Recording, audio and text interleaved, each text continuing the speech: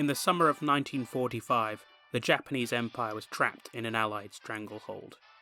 It was losing ground in the Philippines, stuck in an exhausting war on mainland China and Southeast Asia, and the Americans had captured key Pacific islands, including Iwo Jima and Okinawa. Combined with an unparalleled bombing campaign and naval blockade of its home islands, both designed to batter the nation into submission prior to a land invasion, the hearts of some Japanese officials were turning towards peace. But most pressed to continue on the war, and make the Allies pay with as many casualties as possible. One of these many stratagems included a plan to strike the American mainland in order to cause mass casualties and panic. But rather than conventional bombs, the Japanese would spread a plague.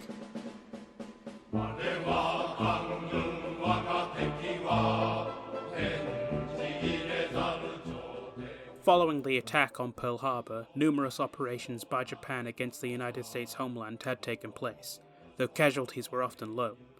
Notably, the invasions of the Alaskan Aleutian Islands, Attu and Kiska, which ended in August 1943 in defeat, small submarine missions which sunk a dozen Allied shipping off coast of California, and the attempted shelling via submarine of Elwood Oil Field, Fort Stevens, Oregon, and in the only occasion where the contiguous US was bombed via aircraft, Brookings, Oregon. These attacks resulted in no civilian casualties, and subsequent plans to attack the United States territory were aborted. The longest and oddly most successful attacks on the mainland were delivered via balloon bombs, called Fugo.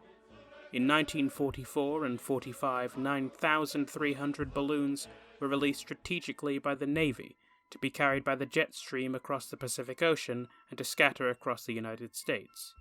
Only a few hundred balloons ever reached the land, and the attacks only resulted in a single fatal incident. They were heavily censored by the United States government, and following the loss of Japanese hydrogen facilities, the project was shut down, and the Japanese moved on to deadlier projects.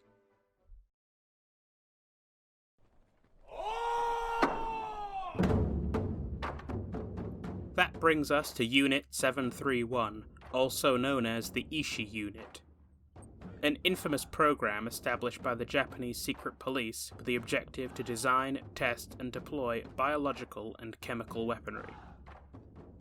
This was hidden, and 731's public persona was the Epidemic Prevention and Water Purification Department of the Kwantung Army. It was run by Surgeon General Shiro Ishii, and Unit 731 was deeply involved in the war against China, conducting human experiments where patients were infected, then dissected alive to obtain results.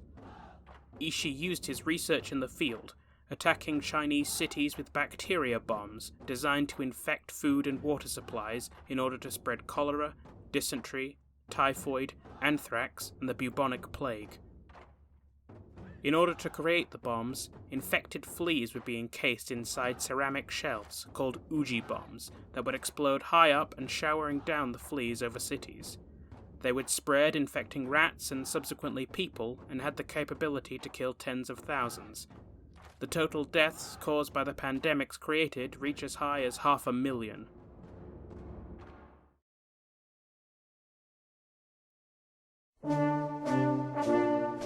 Ishii and 731 hoped to use his weapons against the United States on many different occasions. Immediately following Pearl Harbor, during the initial invasion of the Philippines, the Japanese expected fierce resistance, and they prepared to launch 10 different Uji bombs on the American and Filipino forces. But the attacks were prevented when the Allies surrendered earlier than expected in a decisive Japanese victory. In June 1944, as US forces prepared to invade Japanese-held Saipan, a submarine loaded with Ishii's flea bombs and scientists was sent to aid the defense, but the submarine was sunk and conventional weapons were used alone, and the Japanese lost. Another detachment was sent to the Japanese naval base on Truk, though that too was sunk en route and the Allies never attacked the base. One of the original designs for the Fugo balloon bombs that may have been more effective was to use Uji bombs for the payload rather than conventional explosives or incendiary, in order to deliberately infect American citizens, livestock, and crops. The proposal was shot down by former Prime Minister Tojo, who feared similar retaliation by the Americans. And again, the weapons would be used in defense of Iwo Jima, where 2 gliders would be towed over the battlefield and disperse the pathogens over the enemy. However, the gliders broke down before even reaching 731 headquarters.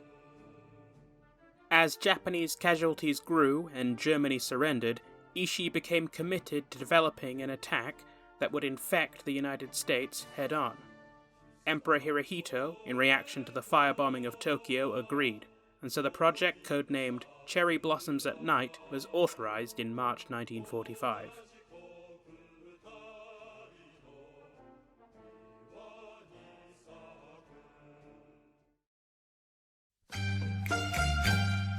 The plan would be executed as such.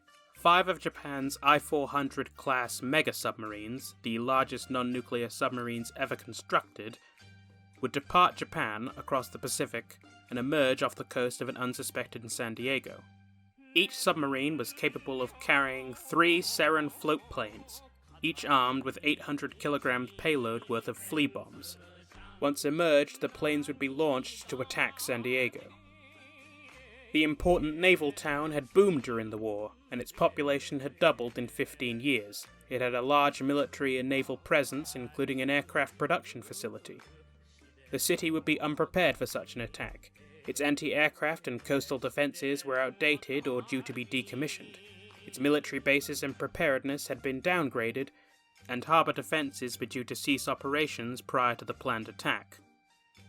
The only defence the city of 360,000 would have is barrage balloons, designed to crash into Japanese aircraft. This would have been of little consequence to the Japanese, as from their perspective it was a one-way mission for the pilots, both given the extreme risk, and in order to ensure accuracy the planes would be deliberately crashed, i.e. kamikaze, to give the plague maximum opportunity to spread. The submarines would then dive immediately and flee in order to avoid US defences. The Japanese believed that the attack had the capability to kill tens of thousands and greatly disrupt the American economy. But the plan would not have ended with San Diego. If successful, more cities on the west coast would have been attacked at later dates. If Japanese predictions are to be believed, it would be the deadliest bubonic plague epidemic in the United States history, and the most vicious Japanese attack on American soil since Pearl Harbor, though it should be noted that the numbers used to justify the attacks were that of war-torn China rather than San Diego, where the government would hopefully have been more responsive to the crisis. Though it's just as important as ever to not underestimate the deadliness of disease.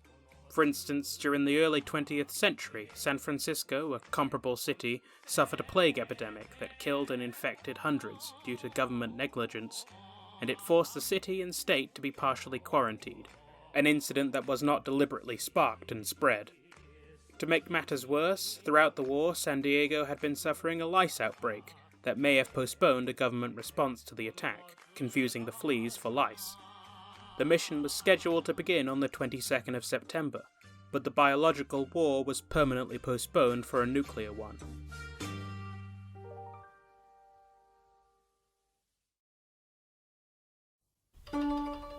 The likelihood of Cherry Blossom at Night's success is unknowable. Several of the mega-submarines were not yet completed. They were also untested in combat and took a minimum of 30 minutes, often more, to launch all 3 planes, barring malfunction, and the force would first have to navigate through Allied craft and mined waters. Though the mission was scheduled for the 22nd of September, had the war gone on it may have been cancelled as a means of retaining resources, or for use on a different mission altogether. Potentially the attack would have been just as much a failure as the balloons, or simply a small propaganda victory in the Empire's final hours. Operation Cherry Blossom at Night, along with 731 and Ishii's other experiments and schemes, were the victim of an attempted cover-up, at first by surrendering Japan, then by occupying Americans, who sought to use the information in the Cold War. Exactly how much remains hidden is unknown, but the program was far from top secret. All faculties of the Japanese government were in some way implicated. As may be expected from a tragedy of the Second World War, many of its directors and perpetrators, war criminals through use of biological weaponry, went unprosecuted, and some went on to have successful careers. Ishii himself, in exchange for immunity in the tribunals, handed over his information and research to the Americans, and until his death from cancer in 1959 led a quiet life, either aiding American bioweaponry or running a free medical clinic in Japan. The lengths of the Japanese biological weapons program are truly frightening, and it goes to show that though World War II was the deadliest war in human history, how things could still have been a little grimmer.